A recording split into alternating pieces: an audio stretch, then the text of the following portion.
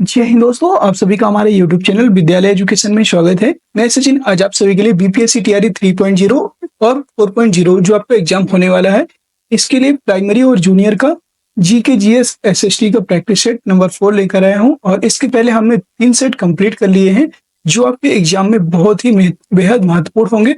और इस क्लास की पीडीएफ भी आपको टेलीग्राम चैनल में प्रोवाइड कर दी जाएगी, वहां से आप इसको जो है देख सकते हैं और दोबारा से अपना रिविजन कर सकते हैं। चलिए स्टार्ट करते हैं जीके जीएस की मोस्ट इंपोर्टेंट क्लास में। और आज की क्लास का पहला क्वेश्चन है, सिंध विजय किसने की? पहला क्वेश्चन है, सिंध विजय किसने की थी? मोहम्मद बिन तुगलक, मोहम्मद बिन कासिम, जलालुद्दीन अकबर, फिरोज शाह तुगलक। तो इसमें पता होना चाहिए आपको कि 712 ईस्वी में मोहम्मद बिन कासिम जो थे, इन्होंने सिंध पर आक्रमण किया था। मोहम्मद बिन कासिम ने 712 ईस्वी में सिंध पर विजय प्राप्त की थी और यह भारत में अरबों की पहली विजय थी। मोहम्मद बिन कासिम ने सिंध के राजा दाहिर को पराजित किया था और अरबों ने यह आक्रमण देवल के बंदरगाह से किया था। तो याद रखेंगे, बी ऑप्शन करेक्ट हो जाएगा। 712 ईस्वी में मोहम्मद बिन कासिम को पहला आक्रमण हुआ था जिसने उसने सिंध विजय को विजय किया था। क्वेश्चन नंबर 2, वर्षों पहले हमने भविष्य को प्रतिज्ञा दी थी कि इसके भाषण का अंश है। वर्षों पहले हमने भविष्य को प्रतिज्ञा दी थी, यह किसके भाषण का अंश है? महात्मा गांधी, जवाहरलाल नेहरू, राजेंद्र प्रसाद, वल्लभ भाई पटेल। ये जो है जवाहरलाल नेहरू का कथन था कि वर्षों पहले हमने भविष्य को प्रतिज्ञा दी थी कि और अब वक्त आ गया है, ये कथन था जवाहरलाल नेहरू का। बी ऑप्शन करेक्ट हो जाएगा।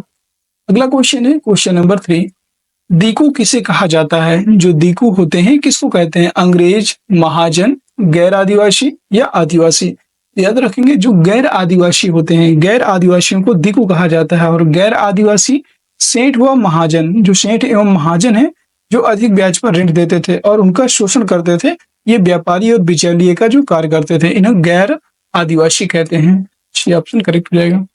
चौथा नंबर क्वेश्चन है, मेहरौली के लौह स्तंभ से किस राजा के बारे में जानकारी मिलती है? हर्षवर्धन, चंद्रगुप्त द्वितीय, चंद्रगुप्त मौर्य, चंद्रगुप्त प्रथम।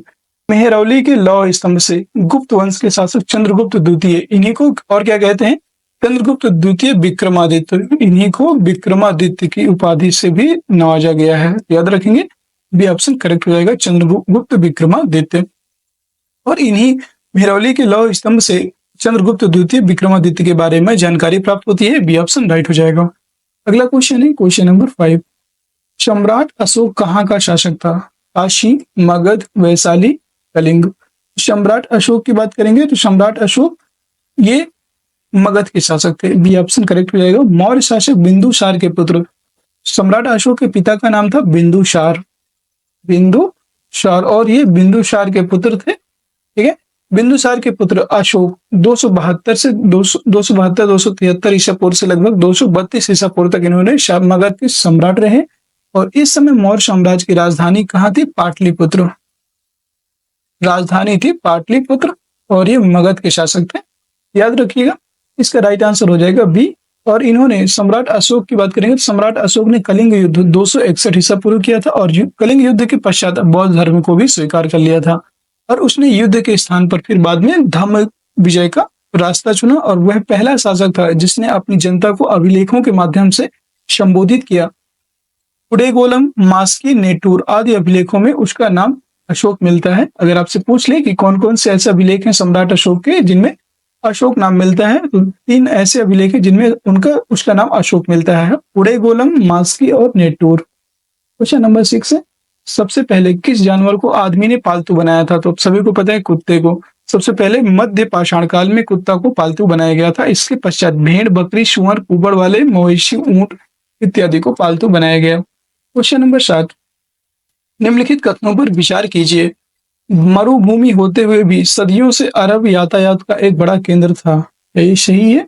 यस। जो मरुभूमि है, मरुभूमि मतलब मरुस्थल भूमि, मरुस्थल भूमि होते हुए भी सदियों से अरब यातायात का एक बहुत बड़ा केंद्र था। एकदम सही है।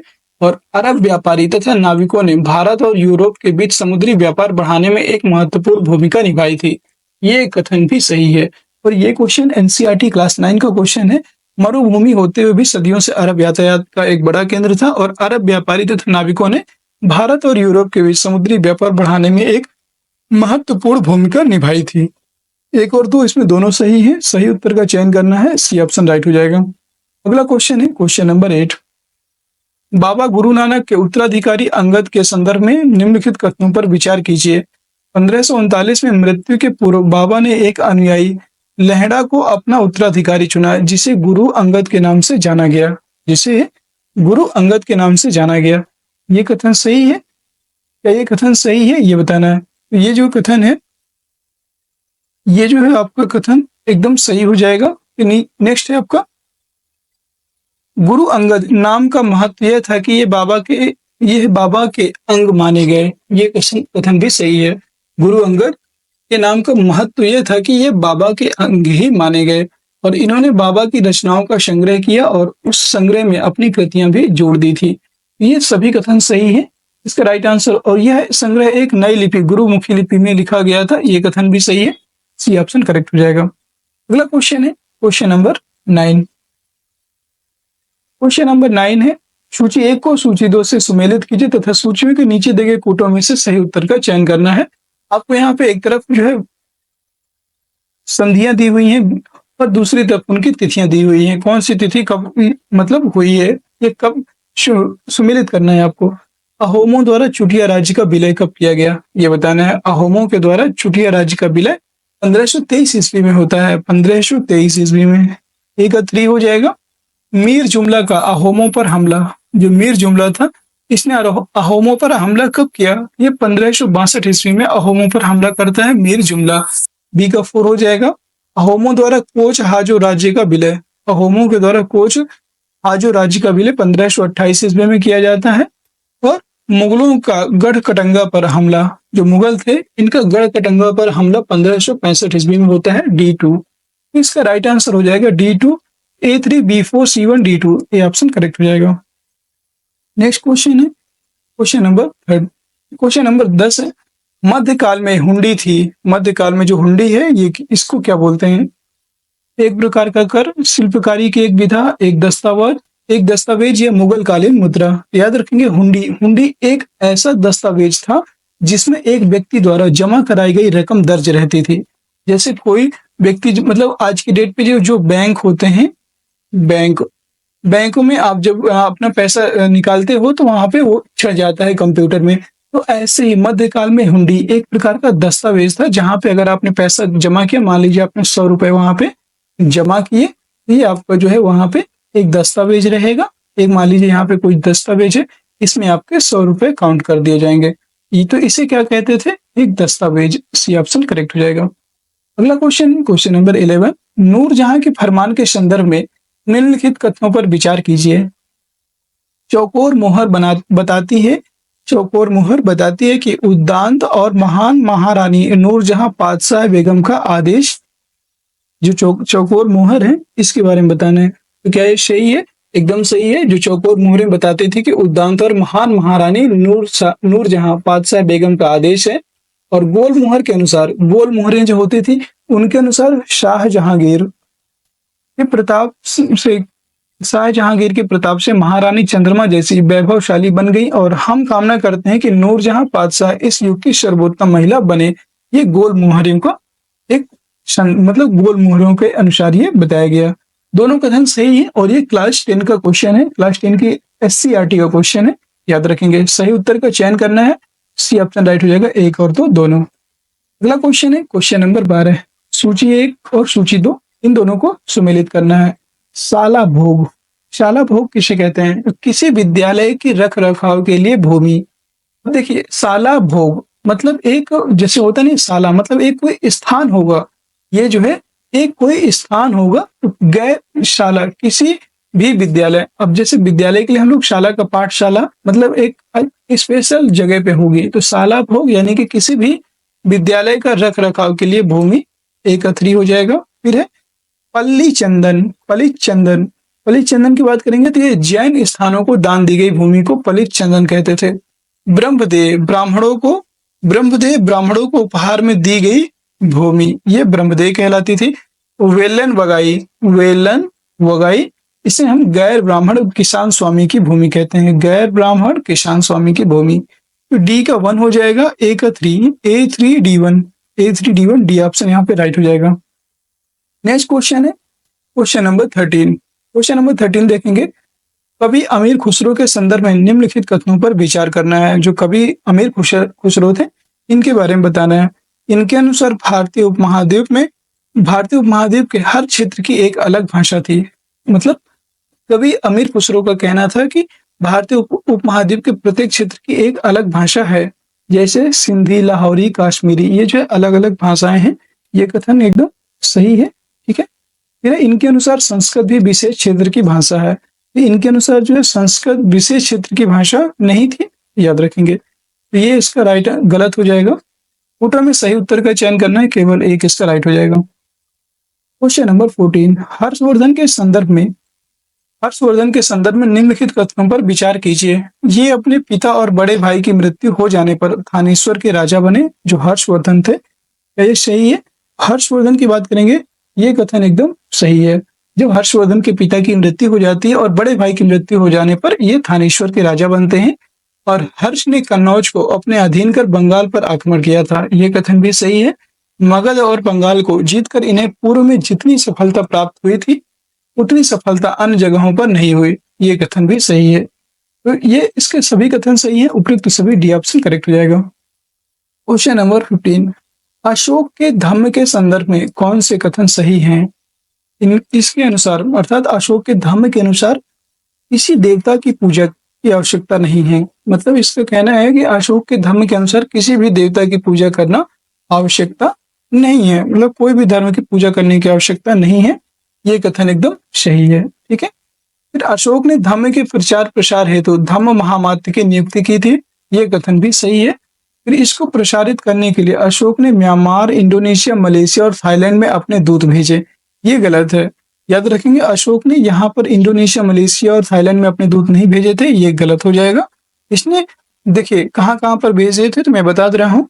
सीरिया, मिस्र, ग्रीस और श्रीलंका में दूत भेजे थे। ठीक है, सीरिया 4 स्थान है, सीरिया, मिस्र और ग्रीस तथा श्रीलंका, इन 4 स्थानों पर दूत भेजे थे, ना कि इंडोनेशिया, मलेशिया और थाईलैंड में। तो याद रखेंगे इसका राइट आंसर हो जाएगा 1 और 2 सही है, बी ऑप्शन करेक्ट हो जाएगा। क्वेश्चन नंबर 16, महाजनपदों के संदर्भ में निम्नलिखित कथनों में से कौन से कथन सही नहीं है? लगभग 2000 वर्ष पूर्व जनपद अधिक महत्वपूर्ण हो गए, इससे इन्हें महाजनपद कहा जाने लगा। तो ये एकदम जो है यहाँ पे सही हो जाएगा, ये गलत हो जाएगा। 2000 वर्ष पूर्व नहीं, 2500 ईसा पूर्व, याद रखिए 2500 वर्ष पूर्व, ना कि 2000। ठीक है, ये गलत हो जाएगा आपका। ठीक है, इस समय सुरक्षा की दृष्टि से किलों का निर्माण किया गया था, एकदम सही है। और अधिकतर महाजनपदों की एक राजधानी होती थी, ये भी कथन सही है। और इस समय राजा सेना रखने लगे थे, ये कथन भी सही है। यहाँ पे लगभग 2000 नहीं, लगभग 2500 वर्ष पूर्व जनपद अधिक महत्वपूर्ण हो गए थे और इन्हें महाजनपद कहा जाने लगा था। ये ऑप्शन यहाँ पे राइट हो जाएगा, यही सही नहीं है। अगला क्वेश्चन है क्वेश्चन नंबर 17, निम्न कथनों पर विचार कीजिए। हड़प्पा सभ्यता के नगर आधुनिक पाकिस्तान के पंजाब और सिंध प्रांत, भारत के हरियाणा, पंजाब, गुजरात इत्यादि प्रांतों से प्राप्त होते हैं। जो हड़प्पा सभ्यता के नगर हैं ये बताना है। आधुनिक जो पाकिस्तान के पंजाब और सिंध प्रांत हैं, भारत के हरियाणा, पंजाब, गुजरात इत्यादि प्रांतों से प्राप्त होते हैं। क्या ये कथन सही है? ये जो कथन है ये आपका एकदम सही हो जाएगा। यहाँ से प्राप्त मिट्टी के बर्तनों पर लाल रंग से चित्रकारी की जाती थी, ये कथन भी सही है। नेक्स्ट है, नीचे देखिए फोटो में से सही उत्तर का चयन कीजिए। इसका राइट आंसर हो जाएगा 1 और 2 दोनों, सी ऑप्शन करेक्ट हो जाएगा। अगला क्वेश्चन है क्वेश्चन नंबर 18, नौपाषाणिक स्थल दाओजली हेडिंग स्थित है। दाओजली हेडिंग जो है ये स्थित है, ये बताना है कहाँ पर स्थित है। नौपाषाणिक स्थल से दाओजली हेडिंग स्थित है सिंधु घाटी में, नर्मदा घाटी में, ब्रह्मपुत्र घाटी में या गोदावरी घाटी में। दाओजली हेडिंग की बात करेंगे, ये स्थित है आपके ब्रह्मपुत्र घाटी में, सी ऑप्शन करेक्ट हो जाएगा। अगला क्वेश्चन है क्वेश्चन नंबर 19, भारत में शुतुरमुर्ग के अंडों के अवशेष किस युग से प्राप्त होते हैं? तो शुतुरमुर्ग के अंडों के अवशेष पूरा पाषाण युग से प्राप्त होते हैं, ये ऑप्शन करेक्ट हो जाएगा। अगला क्वेश्चन है क्वेश्चन नंबर 20, निम्नलिखित कथनों पर विचार कीजिए। पहला है, लगभग 3000 वर्ष पूर्व यूनानियों और ईरानियों ने सिंधु को इंदोस अथवा हिंदोस और इस नदी के पूर्व में स्थित पूर्व भूमि प्रदेश को इंडिया कहा। ये गलत है। 3000 नहीं, लगभग 2500 वर्ष पूर्व, याद रखेंगे 2500 वर्ष पूर्व ये बात इन्होंने कही थी, ये गलत हो जाएगा। भारत नाम का प्रयोग सर्वप्रथम उत्तर पश्चिम में स्थित भूमि प्रदेश के लिए किया गया। भारत जो नाम है इसका प्रयोग सर्वप्रथम उत्तर पश्चिम स्थित भूमि प्रदेश के लिए किया गया, ये कथन भी गलत है। ये दोनों कथन गलत है। सही उत्तर का चयन करना है, डी ऑप्शन हो जाएगा, ना तो एक ना तो ही दो। ठीक है। 21 नंबर क्वेश्चन है, साइमन कमीशन का गठन कब किया गया? साइमन कमीशन का जो गठन है ये 1927 में इंग्लैंड में बैठी सरकार ने लॉर्ड साइमन की अगुवाई में एक आयोग का गठन किया था और इस आयोग को भारत के भविष्य का फैसला करना था। और ये भारत कब आया था? भारत ये 3 फरवरी 1928 में ये भारत आता है। लेकिन यहाँ पे पूछा गया, याद रखेंगे बहुत इंपॉर्टेंट क्वेश्चन है, ऐसे आप जल्दी जल्दी मार देते हैं। साइमन कमीशन का गठन कब किया गया था? तो ये 1927 में किया गया है, इसलिए इसका राइट आंसर हो जाएगा ए ऑप्शन। बहुत लोग इसका आंसर 1928 जल्दी जल्दी में कर देते हैं, लेकिन याद रखना है आपको गलत नहीं करना। साइमन कमीशन का गठन कब हुआ? 1927 में होता है इंग्लैंड में, और याद रखेंगे इंग्लैंड में होता है। और भारत कब आता है? 3 फरवरी 1928 को ये भारत पहुंचता है। और प्रदर्शन जो भारत में प्रदर्शनकारियों ने इसको साइमन गो बैक के नारे से इसका स्वागत किया। क्वेश्चन नंबर 22, अहमदाबाद में किस वर्ष पहला कपड़ा मिल खुला था? पहला कपड़ा मिल कारखाना किस वर्ष खुला था? 1860, 1861, 1863 या 64? याद रखेंगे 1861 में पहला कपड़ा मिल कारखाना अहमदाबाद में खुला हुआ था, बी ऑप्शन करेक्ट हो जाएगा। नेक्स्ट क्वेश्चन है क्वेश्चन नंबर 23, 1857 के विद्रोह के दौरान लखनऊ का नेतृत्व किसने किया था?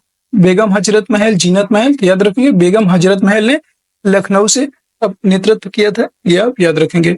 और क्योंकि जो जो लखनऊ में नवाब थे वाजिद अली शाह के बेटे बिरजिस कादिर, इनको कुशासन का आरोप लगा करके इनका राज्य हड़प लिया गया था, इसलिए इन्होंने लखनऊ से बेगम हजरत महल ने नेतृत्व किया था, ये ऑप्शन करेक्ट हो जाएगा। रानी लक्ष्मीबाई झांसी से थी, तो ये आप याद रखेंगे। नेक्स्ट क्वेश्चन है क्वेश्चन नंबर 24, निम्नलिखित 2 कथन है जिनमें से एक को कथन ए और दूसरे को कारण आर कहा गया है। कथन ए है, खोंड समुदाय के लोग अपने कीमती वन उत्पादों के बदले जरूरत की चीजें ले लेते थे। जो खोंड समुदाय के लोग हैं इसके बारे में बताना है। ये कथन भी एकदम सही है। उनके पास जो है कीमती वन से बने उत्पाद रहते थे, उनसे वो जरूरत की चीजें उनको बेच करके लेते थे। जब वन उत्पाद कम पड़ जाते थे तो आदिवासियों को मजदूरी के लिए ज्यादा भटकना पड़ता था। ये कथन भी सही है। इसके जो है राइट आंसर हो जाएगा ए और दो दोनों सही है, और ए सही की व्याख्या भी करता है, ए सही हो जाएगा। नेक्स्ट क्वेश्चन है क्वेश्चन नंबर 25, 1834 में दास प्रथा के अंत के समय अफ्रीका के दक्षिणी सिरे पर स्थित केप में निजी स्वामित्व में दासों की संख्या कितनी थी? ये क्वेश्चन एनसीईआरटी का है, एनसीईआरटी क्लास 11 की बुक का क्वेश्चन है। और 1834 में जो दास प्रथा होती है, दास प्रथा का अंत के समय अफ्रीका के दक्षिणी सिरे पर स्थित केप में निजी स्वामित्व में दासों की संख्या कितनी थी? मैं यहाँ पे डायरेक्ट आपको आंकड़ा बताऊंगा। इसका यहाँ पर इस निजी स्वामित्व में दासों की संख्या थी 36,774, ये ऑप्शन करेक्ट हो जाएगा। अगला क्वेश्चन है क्वेश्चन नंबर 26, इस वर्ष भारतीय रियासत अवध पर सहायक संधि थोप दी गई थी।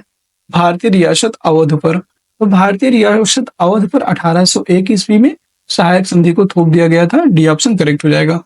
और भारतीय रियासत अवध पर गवर्नर जनरल रिचर्ड वेलेजली थे, इन्होंने सहायक संधि थोपी थी, क्योंकि अवध के नवाब सहायक सेना के लिए पैसा अदा करने में चूक गए थे।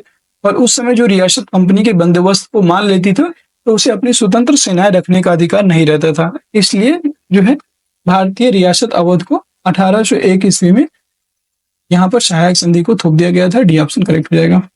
27 नंबर क्वेश्चन है, शाही भारतीय नौसेना ने किस वर्ष विद्रोह किया था? शाही भारतीय नौसेना ने 1946 में विद्रोह किया, डी ऑप्शन करेक्ट हो जाएगा।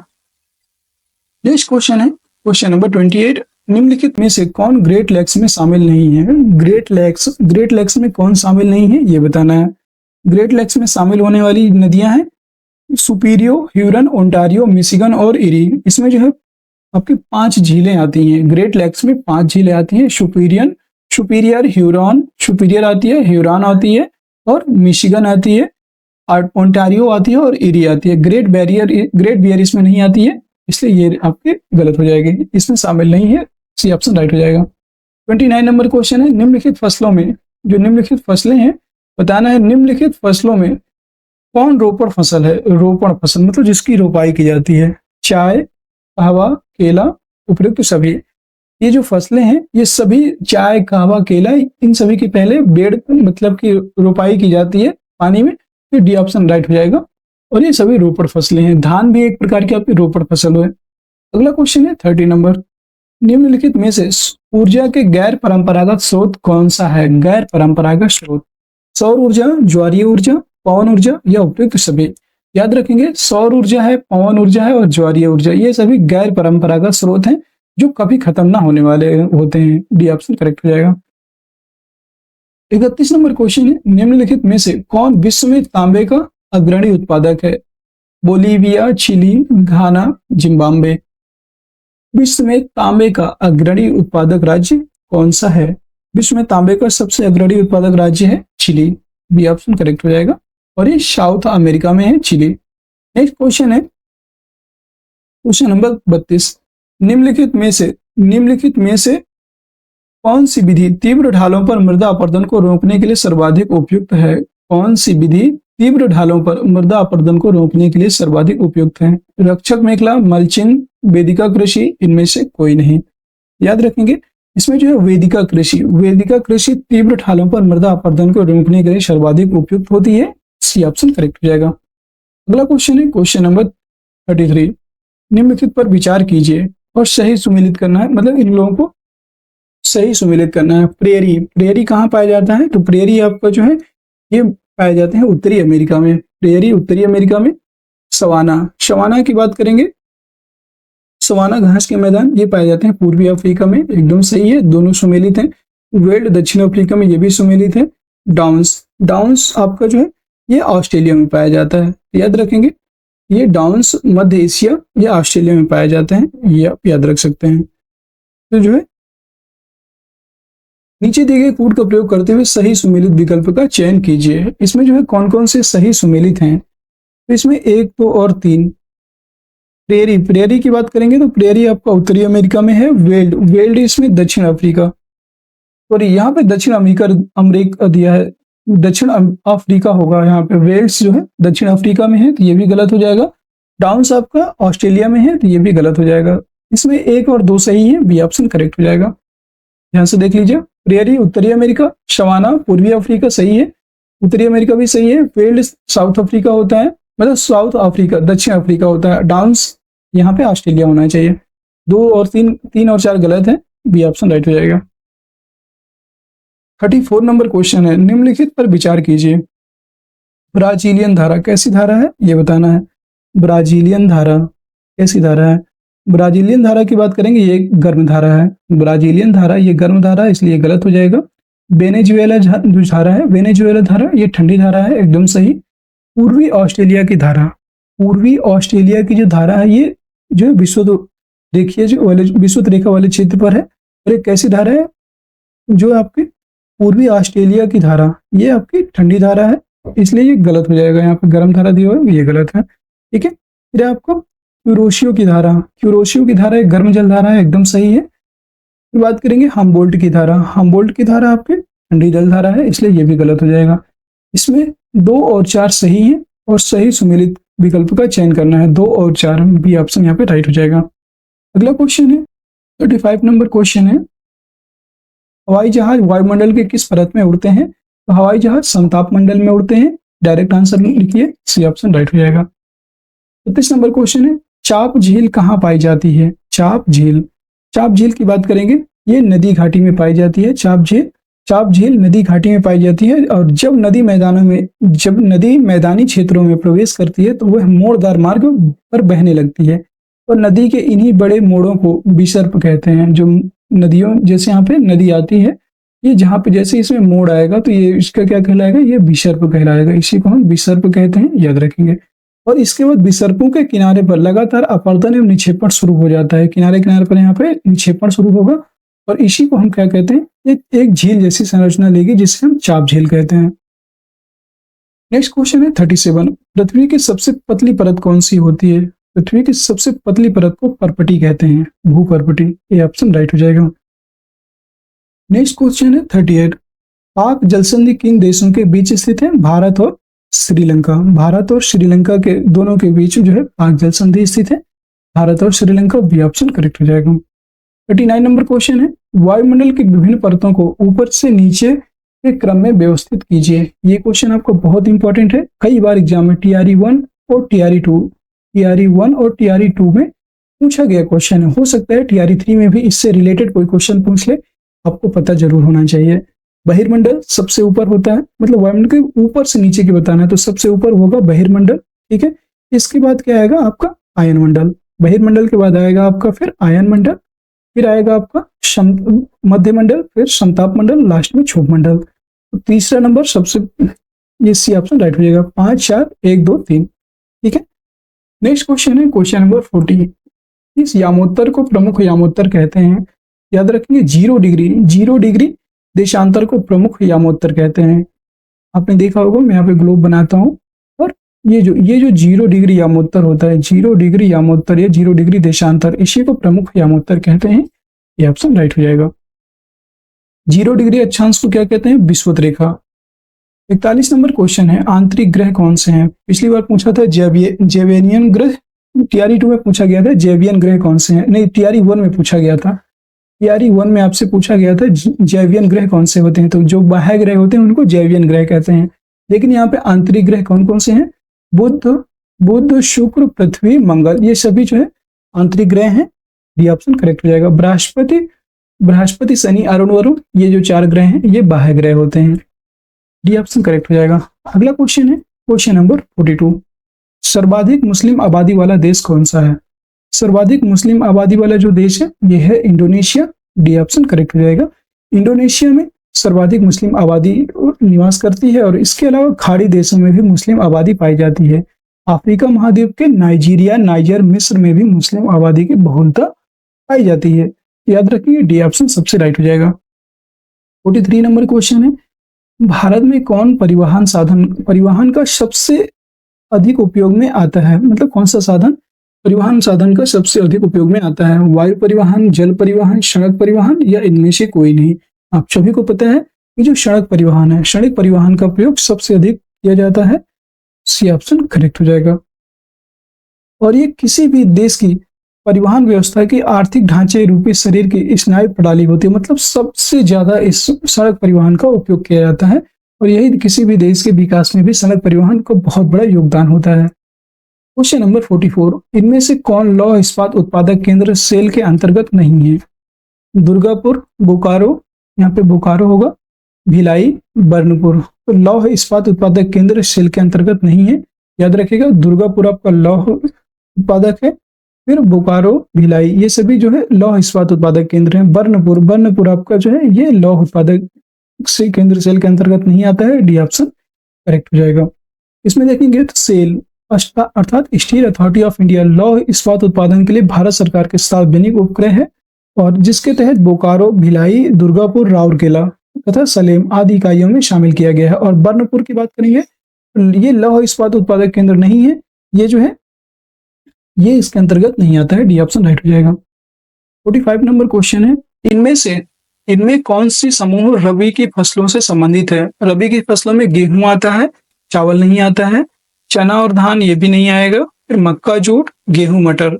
याद रखेंगे इसमें जो है मक्का और जूट भी नहीं आएगा, गेहूं मटर एकदम सही है। डी ऑप्शन करेक्ट हो जाएगा। ठीक है, अब मैं आपको बता देता हूँ रबी की फसलें कौन कौन सी होती हैं। गेहूं, चना, मटर, मसूर, जौ इत्यादि फसलें रबी की फसलें होती हैं। गेहूं, चना, मटर, मसूर, जौ।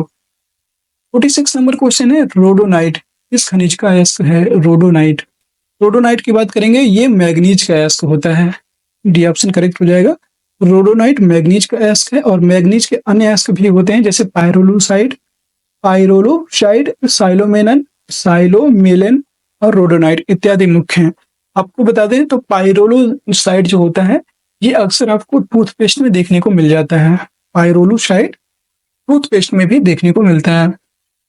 47 नंबर क्वेश्चन है, समोच्च रेखीय खेती करना किसका उपाय है? जल प्रदूषण को रोकने का, मृदा अपरदन को रोकने का, जल संकट को दूर करने का या भूमि की उर्वरता घटाने का? देखिए भूमि की उर्वरता तो कोई नहीं चाहेगा कि भूमि की उर्वरता घटे, इसलिए तो गलत हो ही जाएगा आपका। याद रखेंगे समोच्चीय मतलब समान समोच्च रेखीय खेती करना मृदा अपरदन को रोकने का प्रमुख उपाय होता है। जो मृदा अपरदन मतलब जो मृदा का कटाव होता रहता है, उसको रोकने का ये प्रमुख उपाय होता है। बी ऑप्शन राइट हो जाएगा। नेक्स्ट क्वेश्चन है क्वेश्चन नंबर 48। जलवाष्प का जल रूप में बदलने की क्रिया कहलाती है। जलवाष्प जो होती है, इसका जल रूप में परिवर्तन बदलने की क्रिया कहलाती है संघनन। बी ऑप्शन करेक्ट हो जाएगा। अगला क्वेश्चन है 49। मुंबई किस सागर के किनारे स्थित है? आप सभी को पता है मुंबई अरब सागर के किनारे स्थित है, सालसेट द्वीप पर स्थित है। बी ऑप्शन करेक्ट हो जाएगा। मुंबई किस सागर के किनारे स्थित है? अरब सागर पर और सालसेट द्वीप पर। सालसेट द्वीप पर स्थित है मुंबई। ये आपको जरूर याद रखना है, कभी आपसे अगर पूछ लेता है तो आपको पता होना चाहिए। और मुंबई महाराष्ट्र राज्य की राजधानी के साथ साथ देश की वाणिज्यिक राजधानी भी है। अगर आपसे पूछ लेता है कि वाणिज्यिक कैपिटल कौन सी है, याद रखेंगे वाणिज्यिक राजधानी है मुंबई। ठीक है। और मुंबई को भारत का हॉलीवुड की उपमा प्रदान की जाती है। भारत का हॉलीवुड मुंबई को कहा जाता है, ये भी आप याद रखें। और 50 नंबर क्वेश्चन है, चट्टानों के रूपांतरण में किसका योगदान होता है? तो चट्टानों का जो रूपांतरण होता है, इसमें प्रमुख योगदान होता है तापमान, दबाव और रासायनिक द्रव्य सभी का होता है। उपयुक्त तो सभी, डी ऑप्शन करेक्ट हो जाएगा। 51 नंबर क्वेश्चन है, ककोलत प्रसिद्ध है। ककोलत जो आपका एक क्या है, ककोलत की बात करेंगे, ये एक जलप्रपात है और ये नवादा जिले में स्थित है, याद रखेंगे। और ये ठंडे जल के लिए प्रसिद्ध है। ये ऑप्शन करेक्ट हो जाएगा। नवादा जिला में ककोलत जलप्रपात अपने ठंडे जल के लिए प्रसिद्ध है। ये एक प्राकृतिक जो है प्राकृतिक जलप्रपात है। 52 नंबर क्वेश्चन है, जिस मानचित्र में पर्वत, पठार, मैदान इत्यादि को दर्शाते हैं उसे कहते हैं। ये एक प्रकार का जो है भौतिक मानचित्र होता है। बी ऑप्शन करेक्ट हो जाएगा। जिस मानचित्र में पर्वत, पठार, मैदान इत्यादि को दर्शाते हैं उसे भौतिक मानचित्र कहते हैं। और गांव, शहर, राज्य, देश एवं विश्व के विभिन्न देशों और उसकी सीमाओं को दर्शाने वाले मानचित्र को राजनीतिक मानचित्र कहते हैं। और थीमेटिक मानचित्र में जो है जलवायु, वनस्पति, जनसंख्या, वर्षा आदि को जो दर्शाते हैं तो वो थीमेटिक मानचित्र होता है। ठीक है। 53 नंबर क्वेश्चन है, सबसे बड़ा दिन कौन सा होता है? आपको पता होना चाहिए सबसे बड़ा दिन। तो सबसे बड़ा दिन हम लोग मनाते हैं 21 जून को। ये ऑप्शन करेक्ट हो जाएगा। अगला क्वेश्चन है 54। राष्ट्रीय स्तर के मीडिया के द्वारा स्थानीय मुद्दों पर ध्यान नहीं दिया जाता, जिसके कारण स्थानीय समाचार माध्यम तेजी से बढ़ रहे हैं। जिसके कारण स्थानीय समाचार के माध्यम तेजी से बढ़ रहे हैं। ठीक है। इसमें बताना है, इस संदर्भ में निम्नलिखित कथनों पर विचार कीजिए। ठीक है। खबर लहरिया नामक स्थानीय समाचार पत्र उत्तर प्रदेश के चित्रकूट जिले से निकलता है। फिर है आपका, ये गलत है। ठीक है। ये आपका जो है सही है, सॉरी ये एकदम सही है, चित्रकूट जिले से ही निकलता है। ये एकदम सही हो जाएगा। खबर लहरिया जो आता है ये चित्रकूट जिले से निकलता है, एकदम ये ऑप्शन सही हो जाएगा। ठीक है। फिर आपका इसमें इसे 10 दलित महिलाओं के द्वारा हर 15 दिन पर निकाला जाता है। 10 दलित महिलाओं के द्वारा, ये गलत हो जाएगा यहाँ पे। ठीक है। ये जो है गलत हो जाएगा। इसे 8 दलित महिलाओं द्वारा 15 दिन में निकाला जाता है। 10 नहीं, यहाँ पे 8 होना चाहिए। 8 दलित महिलाओं के द्वारा खबर लहरिया को हर 15 दिन में निकाला जाता है, इसलिए ये गलत हो जाएगा। फिर इसकी भाषा अवधि है, तो ये गलत हो जाए। यहाँ पे इसकी भाषा की बात करेंगे, इसकी भाषा बुंदेली है। ये कैसी भाषा है? इसकी बुंदेली भाषा है। आपका चित्रकूट ना बुंदेलखंड में आता है, इसलिए इसकी भाषा भी बुंदेली है। और इस समाचार में दलितों से संबंधित विषयों, स्त्रियों के प्रति हिंसा और राजनीतिक भ्रष्टाचार से संबंधित रिपोर्ट होती है। ये कथन भी आपको यहाँ पे एकदम सही हो जाएगा। चौथा कथन भी यहाँ पे सही है। ठीक है।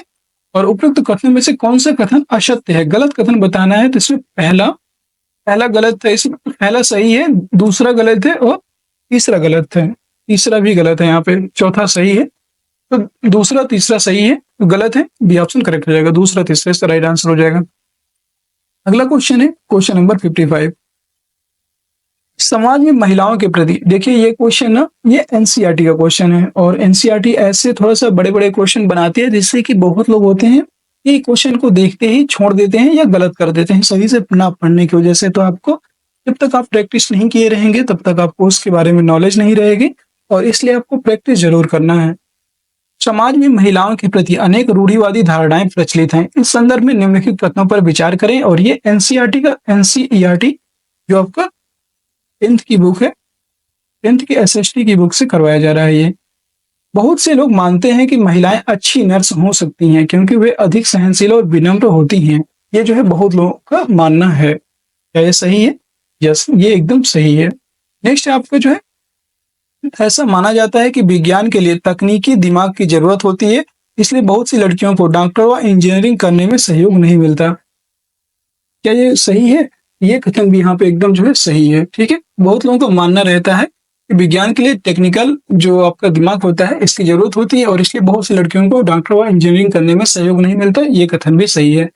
अधिकांश परिवारों में स्कूली शिक्षा पूरी हो जाने के बाद लड़कियों को इस बात के लिए प्रेरित किया जाता है कि वह शादी को मुख्य लक्ष्य मान ले। ये कथन भी सही है। अक्सर जो है, जो ग्रामीण इलाके हैं वहां पर ऐसा ही होता है। आज भी ऐसा ही देखने को मिलता है।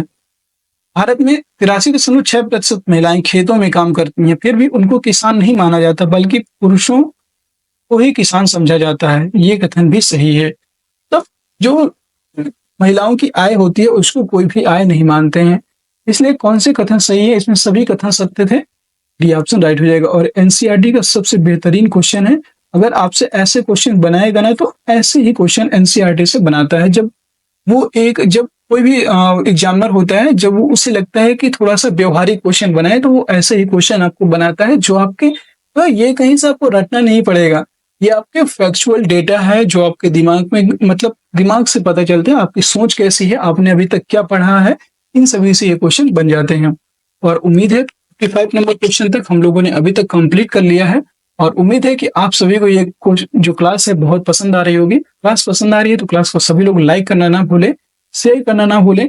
मैं आपके लिए जो है हमेशा देर रात तक और दिन भर जितना टाइम मुझे मिलता है आपके लिए मैं कोशिश करता हूँ कि आप लोगों की क्लास कंटिन्यू कर चलवाएं, जिससे कि आपको बहुत बेनिफिट मिले। और मैं आपको रियलिटी बता दूं तो जो है इस चैनल को मैं सिर्फ अभी अकेले ही चला रहा हूँ, जिससे कि बहुत सारी परेशानियां भी आती हैं और कभी कभी ऐसा होता है कि टाइम नहीं मैनेज हो पाता। फिर भी आपके लिए क्लास लाना बहुत इंपॉर्टेंट है। डेली मैं सोचता हूँ कि 2 से 3 प्रैक्टिस और कुछ जैसे करंट अफेयर्स है और जितने भी इंपॉर्टेंट टॉपिक आपसे पूछे जा सकते हैं वो सभी टॉपिक भी आपको कवर करने की कोशिश करते हैं। तो आप लोग भी ध्यान से मतलब क्लास को कीजिए और क्लास को सभी लोग शेयर जरूर कर दिया करें, अपने सभी मित्रों को शेयर कर दिया करें, जिससे कि थोड़ा सा हमें भी मोटिवेशन मिलता रहे।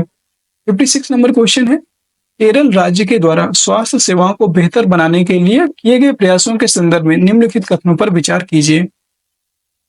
1996 में केरल राज्य ने कुछ महत्वपूर्ण परिवर्तन किए। राज्य के पूरे बजट का 40% पंचायतों को दे दिया गया। ये गलत है। ये जो है सही है, एकदम सही है। ये उस टाइम की बात है, ये सही है। ठीक है, ये सही है। 40% पंचायतों को दे दिया गया था। 1996 का जो बजट था, इस पूरे बजट का 1996 में जो है केवल केरल राज्य सरकार के द्वारा ये किया गया था। ये एकदम सही हो जाएगा। ठीक है, दूसरा ऑप्शन है इसमें, इसने गांव के लिए पीने का पानी, आहार, औरतों के विकास और शिक्षा आदि के लिए उचित व्यवस्था करना संभव हो सका था। जो 40% बजट था, इससे बहुत सारी वहां पे सुविधाएं लाई गई थी और ये एकदम सही है। इसमें बताना उपयुक्त कथनों में से कौन से कथन असत्य हैं। बताना है कि कौन से कथन असत्य हैं। इसमें दोनों कथन सही हैं, ना तो एक और ना ही दो, दोनों कथन सही है। डी ऑप्शन राइट हो जाएगा। और ये भी एनसीईआरटी का क्वेश्चन था। ये भी एनसीईआरटी का क्वेश्चन है। आप चाहें तो सारे क्वेश्चन मिला सकते हैं। मैं ये नहीं कहूंगा कि मैं अपने से बोल रहा हूँ, आप इन्हें क्वेश्चन को मिला सकते हैं। 9, 10th और 8, 9, 10, 11, यहाँ पे 11, 12 तक की एनसीईआरटी को कवर किया गया है। 8 से लेकर के 12। देखिए 6, 7 बहुत कम पूछता है, इसलिए 8 से लेकर के 12 तक की जो एनसीईआरटी है उसके मोस्ट इंपॉर्टेंट क्वेश्चन को यहाँ पे शामिल किया गया है। आप देखेंगे तो आपको हूबहू सेम क्वेश्चन आपको वहां पे मिल जाएगा। 57 नंबर क्वेश्चन है, भारतीय संविधान में उल्लिखित समानता के संदर्भ में निम्नलिखित कथनों पर विचार कीजिए। किसी भी व्यक्ति के साथ उसके धर्म, जाति, लिंग, जन्मस्थान आदि के आधार पर भेदभाव नहीं किया जाएगा। ये एकदम सही है। ये भारतीय संविधान में उल्लिखित है। अनुच्छेद 15 में, संविधान की दृष्टि में हर व्यक्ति समान है, वह चाहे राष्ट्रपति हो या देश का आम नागरिक। इसमें बताना है क्या ये सही है। ये कथन भी आपका जो है यहाँ पे एकदम जो है यहाँ पे सही हो जाएगा। ठीक है, फिर प्रत्येक व्यक्ति सभी सार्वजनिक स्थानों पर जा सकता है, जैसे होटल, दुकान, बाजार आदि। एकदम सही है। भारतीय संविधान में अस्पृश्यता का उन्मूलन कर दिया गया है। ये भी सही है, आर्टिकल 17 के तहत। ये भी आपको याद रखना है। आर्टिकल 17 के तहत अस्पृश्यता का अंत किया गया है और ये जो है बीपीएससी टीआरई में पूछा गया था।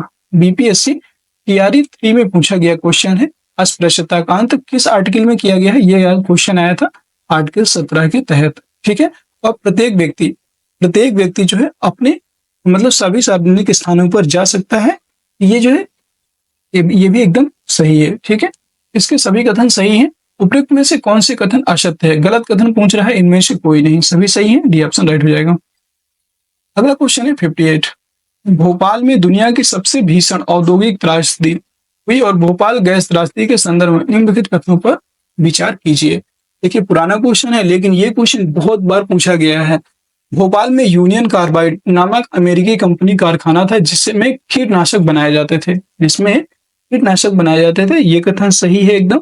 ठीक है, ये कथन एकदम सही है। ठीक है, तो 2 दिसंबर 1984 को रात 2 बजे यूनियन कार्बाइड के इसी संयंत्र से मिथाइल साइनाइड मिक गैस के रिसने लगे। याद रखेंगे मिथाइल साइनाइड, क्या ये सही है? नहीं, ये गलत है। मिथाइल साइनाइड नहीं, मिथाइल आइसोसाइनाइड है। ठीक है, इसका राइट ये गलत हो जाएगा। और 3 दिन के भीतर 8000 से ज्यादा लोग मर गए थे इसमें, ये कथन भी सही है। उपरोक्त में कथनों में से कौन से कथन सत्य नहीं है, कौन से कथन सत्य नहीं है? तो इसमें जो है दूसरा सही नहीं है, सी ऑप्शन राइट हो जाएगा, केवल 2। देखिए ये क्वेश्चन भी एनसीईआरटी में कवर किया गया है, मैं आपको बता देता हूँ। एनसीईआरटी में ये कवर किया गया है, क्लास 10 की एनसीईआरटी में इसको कवर किया गया है, इसलिए भी ये इंपॉर्टेंट हो जाता है और वहां पे इसके बारे में पूरा बकायदा लिखा गया है। तो इसका राइट आंसर हो जाएगा केवल 2। अगला क्वेश्चन है 59। दीवानी कानून के संदर्भ में निम्नलिखित कथनों पर विचार कीजिए। इसका संबंध व्यक्ति विशेष के अधिकारों के उल्लंघन या अवहेलना से होता है। उदाहरण के लिए जमीन की बिक्री, चीजों की खरीदारी, किराया, तलाक आदि से संबंधित विवाद।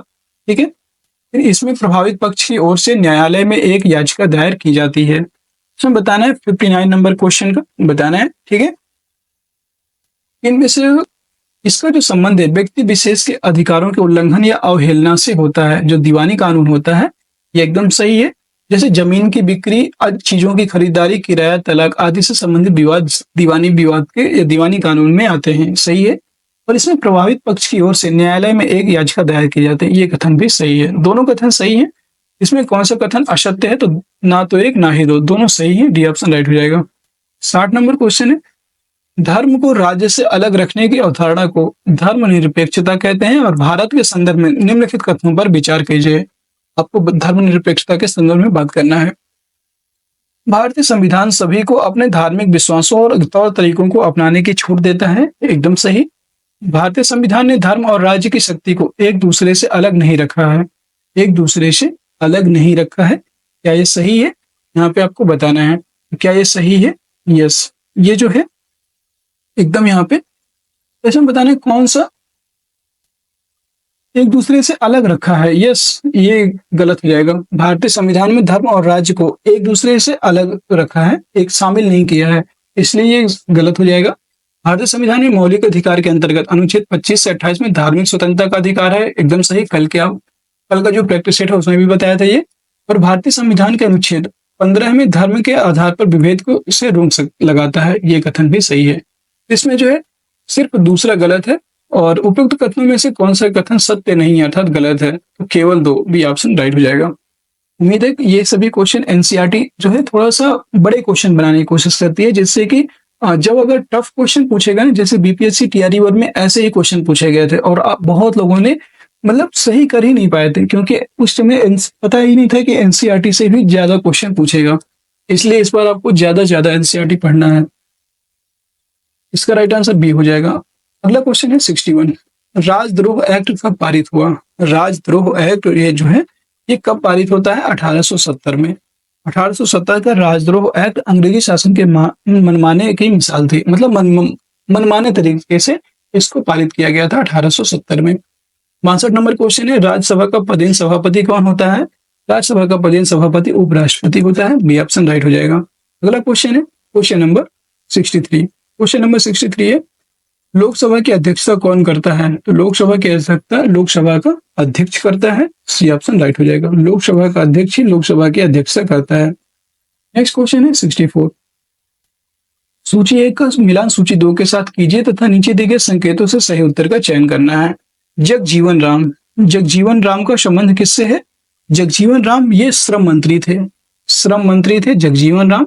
सरदार वल्लभ भाई पटेल ये जो है खाद्य एवं कृषि मंत्री थे, याद रखेंगे। सरदार वल्लभ भाई पटेल उप प्रधानमंत्री थे, उप प्रधानमंत्री थे सरदार वल्लभ भाई पटेल। राजकुमारी अमृता कौर, राजकुमार अमृता कौर ये जो है स्वास्थ्य मंत्री थी। और जॉन मथाई खाद्य एवं कृषि मंत्री थे, याद रखेंगे। इसका जो है A2B1 और C3D4 ये ऑप्शन राइट हो जाएगा। अगला क्वेश्चन है क्वेश्चन नंबर 65।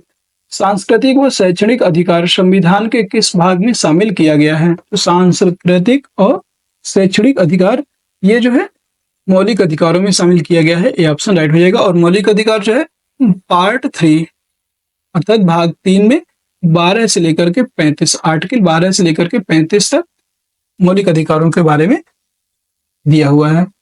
अगला क्वेश्चन है 66, 66 नंबर प्रश्न है सभा या संघ का प्रावधान संविधान के किस भाग में शामिल है? सभा या संघ का अधिकार, मौलिक अधिकार, राज्य के नीति निर्देशक तत्व, प्रस्तावना या मूल कर्तव्य। याद रखेंगे सभा या संघ का प्रावधान मौलिक अधिकार में दिया हुआ है, ये ऑप्शन राइट हो जाएगा।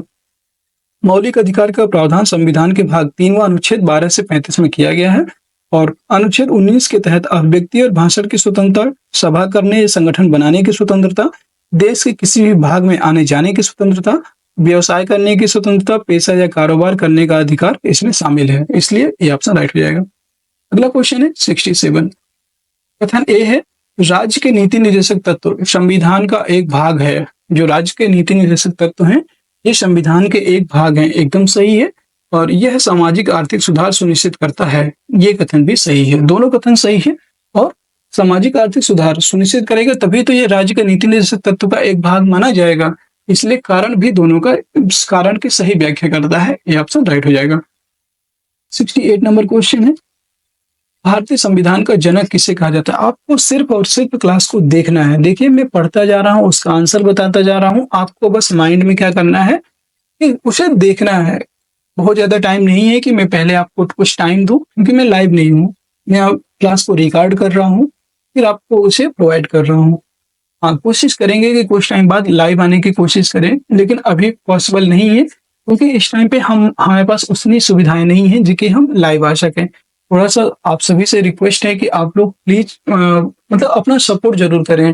जब तक आप लोग सपोर्ट नहीं करेंगे तब तक हम कुछ नहीं कर सकते। तो आप लोगों की वजह से ही जो कुछ भी है हम बस आप लोगों की वजह से हैं। आप लोग को प्लीज सपोर्ट करना होगा जिससे कि हम आपके लिए और नए तरीके से काम कर पाए।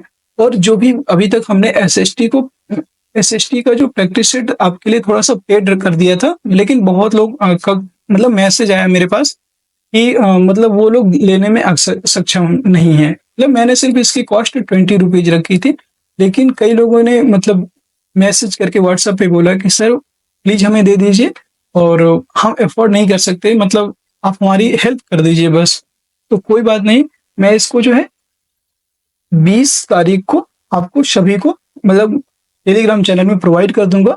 एसएसटी का प्रैक्टिस सेट है, एसएसटी का प्रैक्टिस सेट 20 तारीख को प्रोवाइड कर दीजिएगा और किसी को कोई भी पैसा देने की जरूरत नहीं होगी वहां पे, और 20 तारीख को ये प्रोवाइड हो जाएगा।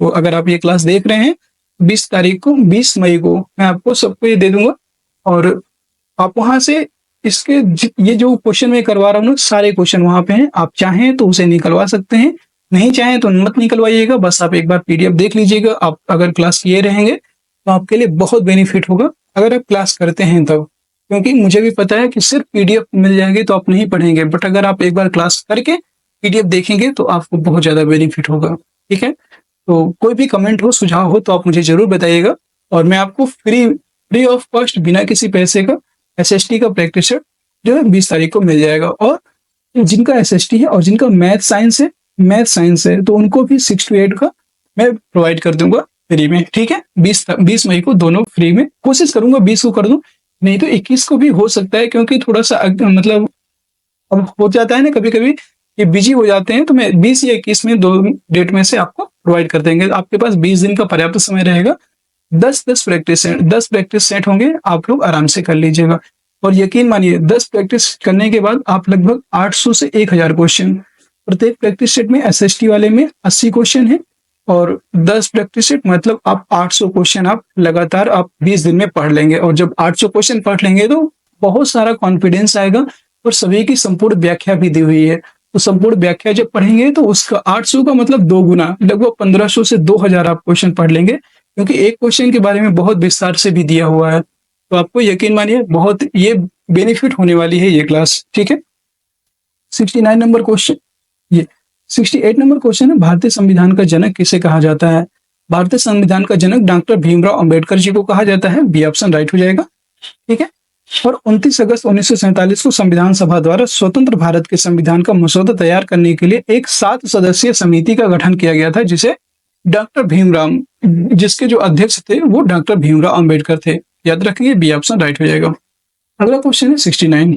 कथन ए है, लोकतंत्र में संचार माध्यमों की भूमिका अत्यंत महत्वपूर्ण होती है। ये कथन एकदम सही है। अगर लोकतंत्र में संचार माध्यम ही नहीं होगा तो लोगों तक बात कैसे पहुंचेगी, कैसे सरकार के मुद्दे जनता तक पहुंचेंगे? तो संचार माध्यम की भूमिका अत्यंत महत्वपूर्ण है, एकदम सही है, ठीक है।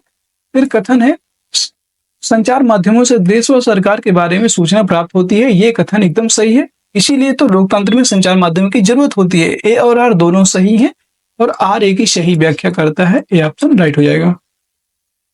70 नंबर क्वेश्चन है, सर्वोच्च न्यायालय द्वारा कार्य के स्थान पर और शैक्षिक स्थानों में महिलाओं के साथ होने वाली यौन प्रताड़ना से सुरक्षा देने हेतु जारी किए गए दिशा निर्देशों को क्या कहा जाता है? विशाखा गाइडलाइंस, केशवानंद भारतीवाद, पॉक्सो एक्ट या संपूर्णानंद मार्गदर्शन? इसको जो है विशाखा गाइडलाइंस बोलते हैं। ये ऑप्शन राइट हो जाएगा। अगला क्वेश्चन है 71। कथन ए है, विधायक जनता का प्रतिनिधित्व करते हैं। जो विधायक होते हैं ये जनता का प्रतिनिधित्व करते हैं। ये एकदम सही होता है, ठीक है, ये एकदम सही है।